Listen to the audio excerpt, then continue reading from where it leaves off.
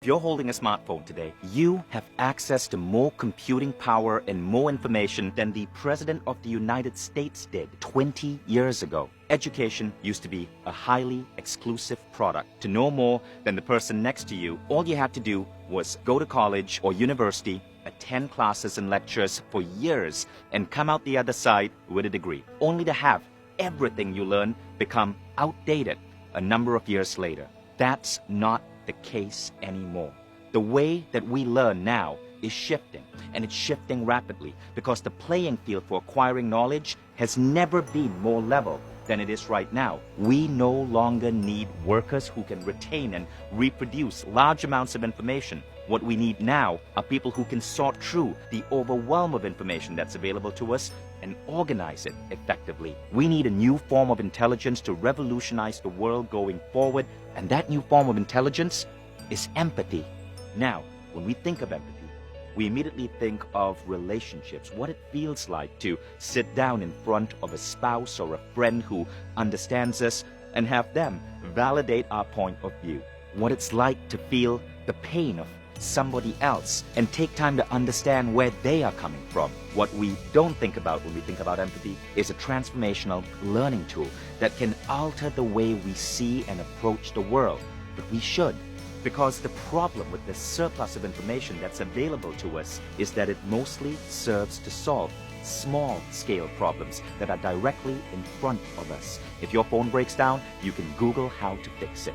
If you need a dry cleaner, you can Google where to find one. If you want to hear the thoughts from any expert or academic, you're going to find a large library of their work uploaded to YouTube. You can find anything you're looking for online at the drop of a hat. But selectively accessing information also keeps our worldviews small. It keeps us rooted in a singular way of understanding how the world around us operates and blinds us from the nuances that make up the greatest problems we are facing as a society.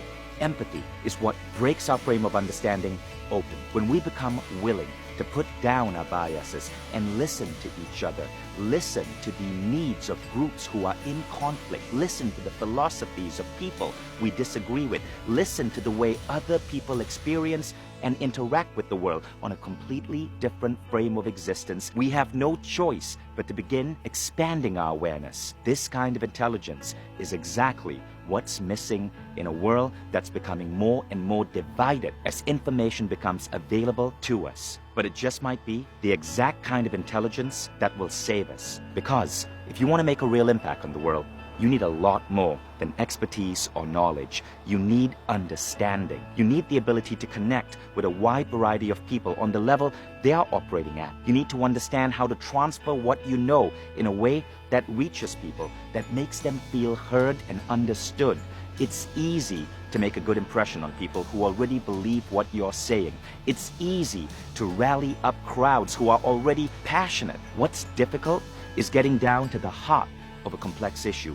What's difficult is getting two opposing groups of people to understand where the other's coming from. What's difficult is expanding your own point of view past what you want to believe and into the territory of what's real for other people. Empathy is our best hope at finding that middle ground. Empathy is what roots through glaring conflict and finds hope. Empathy is what we ought to be searching for in our thought leaders, our world leaders, ourselves. Because none of us have time to access every piece of information that's available to us all. But all of us have time to sit down and listen to a single person sitting in front of us. And it's not until we start looking at each other as teachers that the world will truly begin to change.